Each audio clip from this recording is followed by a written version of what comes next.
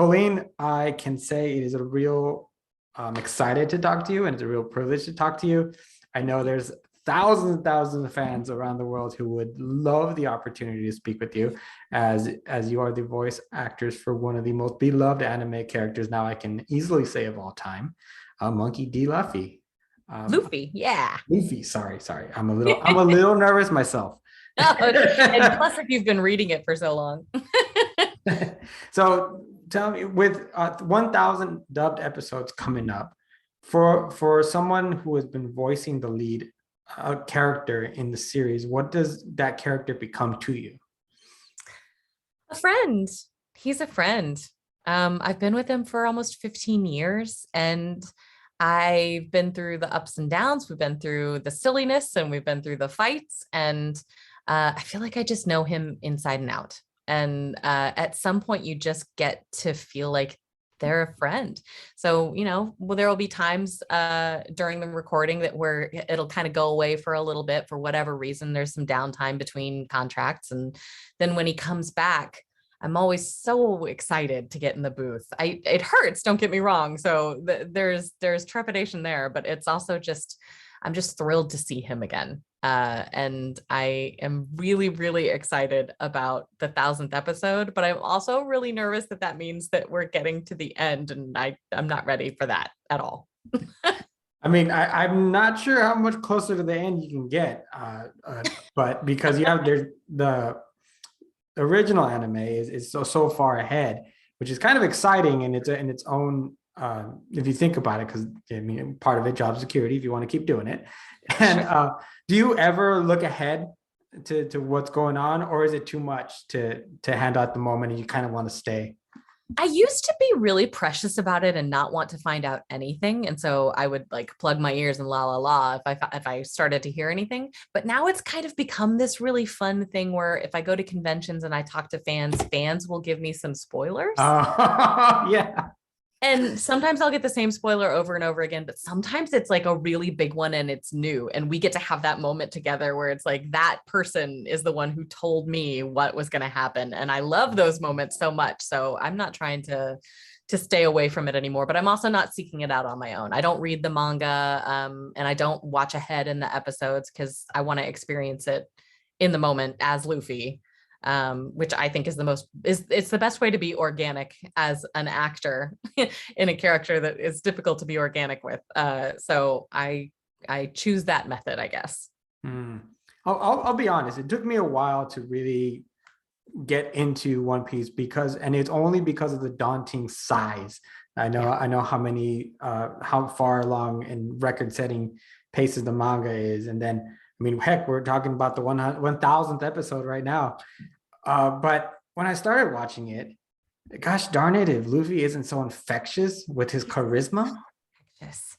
You talk about just his charisma alone. I know that where the creator had also talked that's probably his greatest superpower is his charisma, his ability to draw people to him. Yeah. Yeah. I mean, it can be daunting when you look at it as a whole rather than looking at it as the individual bite-sized pieces, but the bites are so good. I just want people to enjoy the journey like Luffy is, and take it an episode at a time and really let it soak in and not try to catch up. I think that's the worst thing you can do is try to be at the end, because then you're missing all the in-between stuff, which is the good stuff. And Luffy is absolutely infectious. He's in my opinion the best anime character of all time, and that's not because I play him. I just think he embodies so much of what we love about anime.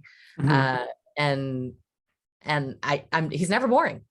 You were always intrigued by what he's doing next, even if it's the same thing that he would have done in a previous episode. Even if you know what's coming up, that's part of the awesomeness that is Luffy. It's like you don't change in the right ways, and you do change in the right ways.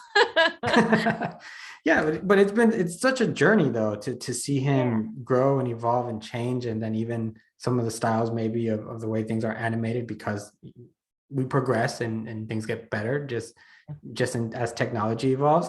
What has been your favorite thing in seeing him grow in these years? Oh, that's hard. Um, I think the thing that I looked forward to the most was the time skip because I knew it was coming up. Some of that was with communication with the fans. Like I would go to cons and people would be so excited about it. But some of it was internal. Like we just knew that that was coming, and I was ready to see what that would mean for him. But I was also really excited to see that he's not changed as a person. They didn't take the opportunity to like make him altogether darker. Like he's gone through all this stuff and now he's a harder man. They could have gone that route, and I'm so glad they didn't because it would have taken away the aspects of Luffy that we love. And he has maintained his silliness, and he is exactly who he always was, just with a lot of more experiences to call from. And I think my favorite thing about Luffy is that he knows who he is. So I was glad to see that. I think that that's really a testament to the writing for One Piece because I mean, with the same characters, you're able to have people hang on with them for so long and put them in. Yeah, they grow. There's growth there, but like you said, it's the same personality. And Yeah. oftentimes, even in short series, by the time we're getting towards the end, it's a whole different person, and you're kind of it's a little bit of a bitter taste, right? Well, and sometimes that's exactly what is needed. Sometimes you see a True. broken person who needs to go through a journey so they can come out the other side, and the butterfly thing needs to Mhm. happen. But Luffy is perfect as he is, and he's kind of the glue that's holding a lot of people together. And honestly, he's also such a what am I trying to say? A catalyst Yeah. for the people around him to figure out who they need to be and where they need to go. So I think if you're going to have a character that's like that, they need to be kind of solid in who they are so that they can attract the people who need them and we can watch them transform. And if he was transforming all the time, that would feel a lot different. Mhm. So, Yeah, I think I've only really seen it not done very often in kind of American animation. The closest thing I can think of is Batman the Animated Series. huh. That Rogues Gallery really helped elevate Batman's character. Where here we have an array, just a giant cast of people coming in and out in Luffy's life, whether they're villains or friends or Yeah. both, and they help build this giant world that you can just keep adding on to and taking them out, bringing them out. They grow too, and so it's just quite the world that I know that Yeah. so many people love to live in now. And you see them again, like in 100 Mhm. episodes, you'll see this little cameo from somebody that you met forever ago. Or like they make you care so deeply about something that you barely see. Laboon, the whale, you barely see Laboon, but I will cry every time. I want the Laboon plush because that just they make you care about these individual little storylines. That is true genius in a story creator. And it's what makes the 1,000th episode exciting and not um, wah wah. Like a lot of the time, when you get too far in with a series, it's like, oh my gosh, they kept that going a few seasons too long. And I have none of those feelings with One Piece. The opposite. I just am afraid that how many seasons are left. Well, I mean, if I mean the fandom with as big as it is, and it keeps growing too. I Yeah. mean, and it's all demographics. You have kids, you have Yeah. adults, teenagers, and everything in between. Uh, all genders and everything. There's something for everyone, and I think it's so special. And Yeah. heck, I'm part of that group now too. I really enjoy it, but I'm enjoying it the way kind of you said is just by little bits and pieces. They're not long episodes, and just get a little bit of fun. You watch one or two maybe, and just enjoy it for what it is, and that way I can spread it all out. But Yes. And um, it's the generational thing is so much fun to watch. Like going and meeting fans, that's my absolute favorite thing about One Piece at a convention is that I'll get like whole families who come up where like the dad introduced the kid, or actually usually it's the 20s ish kid who introduced the dad and the mom, and now they watch it as a family, and they have a little one, and they're starting to introduce their little one to it. So it's a whole family unit that's enjoying the show together because there's something for everybody. And oh my gosh, I love that. I love that. Again, yeah, testament to the writing and the animation, because a lot of times what interest in the different demographics like different things. But in the case of One Piece, like you said, there's something for everyone, which is great. It's I think I had written it down correctly. If you wanted to start One Piece to the 1000th episode, it's 399 hours that it'll take you to watch it, and it's going to take you 17 days straight. So over Christmas break, if you have not started One Piece, I think you can cut it down a bit. But as you've seen in this interview, don't do it. Enjoy it. Enjoy it. Yeah, we actually had some people in Funimation try to do that once. Like they tried to stream the whole thing, so they had a webcam set up, watching them in a room just watching One Piece. Oh, you could go a little crazy doing that. Well, yeah, but I think we just need to cut it down a little bit, and like we've said many times and through this conversation, just enjoy the bits. Tell me do you have a favorite moment so far that maybe is your favorite, maybe that wowed you that you didn't see coming in his journey? Didn't see coming. That's different. Like I Thriller Bark is my favorite arc. And his interaction with the zombies I find hilarious. And Oars, getting to play Oars was so awesome, and I would love to do that every day if I could. But like a wow moment for Luffy, some of the really dramatic moments I haven't seen coming, because it feels like when it's happening, when you're hearing about like slave trade in an anime that is this lighthearted for the most part, it's like, whoa, are you going there? So those moments kind of hit you. There's some definite impact, and then there's an immediate feeling of I can't wait to see what he does to those people. Like let's let Luffy get in there, because you know that's going to happen, and that that sense of justice that comes up in you of like, oh yes, Luffy will take care of business. I love those feelings, and One Piece is so great about that, about making you look forward to what you know is going to happen. Yeah, you have that trust in that character. It's like, it's going to be all right. I know it's rough. That's it. You have trust. Right. Yeah. So the power of animation, and I think something that One Piece really clings on to, is the fact that you can exaggerate different features.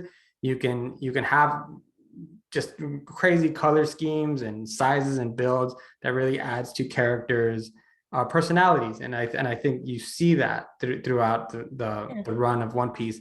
The question to you is do you think that One Piece can be successful in a live action, or do you think really that the meat of it, the best part of it is really going to come out of animation? For an actress, I am not a creative person. All of my acting friends are these creative geniuses, and they'll go off and make these web series, or like the Sunny Strait is an artist and makes comic books, and all of these people that I'm surrounded by have such creative genius, and I just don't. What I like to do is help people who have a vision make it come to life. So if it can be thoroughly explained to me, I can help that happen. So when you bring up the live action for One Piece, to me, it's not about, oh, there's no way that can happen. It's like, I wouldn't know. I'm not the person you would go to make that happen. So I just can't wait to see what they do with it. Because I have no idea. I have no idea how you approach something like that. How do you show him being made of rubber? How much is CG? How do you show Frankie? How do you show Brooke? Like I'm dying to know how all of that is going to happen. And I wish them nothing but success. I would love to be on the outside looking in on that and just enjoy the shnikes out of it. That would be great. Yeah, I remember when it was first announced, me and a buddy at that time, our senior editor, were like, how? Yeah. But you're right. It's just creative choices. And maybe it's a lot simpler than we can have ever even imagined, because we're trying so hard to make it look exact that we don't know that there's this backdoor way of, Yeah. oh, okay, that's how that would look in real life. And the cast looks really cool. I love the casting that they did. And plus, like, just knowing that Oda's on top of it. Like, we saw Mhm. we saw the note from him, and like you said, trust. Yes. We trust. I have to trust him because he's been brilliant up to this point. Why would he be involved in anything that's less than brilliant? I think that's the right answer. Yeah, I mean, with so much content out, I don't think that they would ever risk putting something out that wasn't to par with what's already what you guys have been doing that is already amazing. Or even if it's on a completely different plane, like I don't know that it has to be on par as much as it just needs to be enjoyable. Mhm. Like I just want to enjoy it. Yeah, because we get to enjoy something of the franchise in a different content. So it's always good. It's all good stuff. All good stuff. So besides Luffy, who are some of your favorite characters? It changes all the time. Oh, okay. I started off the series a very, very big Chopper fan. Okay. And then that went to Usopp. And then it was Luffy. Like Luffy's just the best. And it's still Luffy, really, let's be honest. But I also like Frankie and Brooke are big for me. Brooke is getting to be maybe my favorite newer Straw Hat. Newer. He's been there for quite some time, but I love Foxy. Foxy will never not be funny to me. And it's in the dub, like I think Jonathan Brooks does a phenomenal job voice acting that character. It's difficult to understand if you're not a voice actor how difficult what he is doing is. But that's sheer genius for dubbing, to be able to do that voice and dub. But I don't know, it changes all the time. Thank you, Colleen. Thank you for your time. I appreciate it. Congratulations on making it to 1,000, and we hope to see you on 1,500. Thank you. All right, take care. It was really nice to meet you. You too.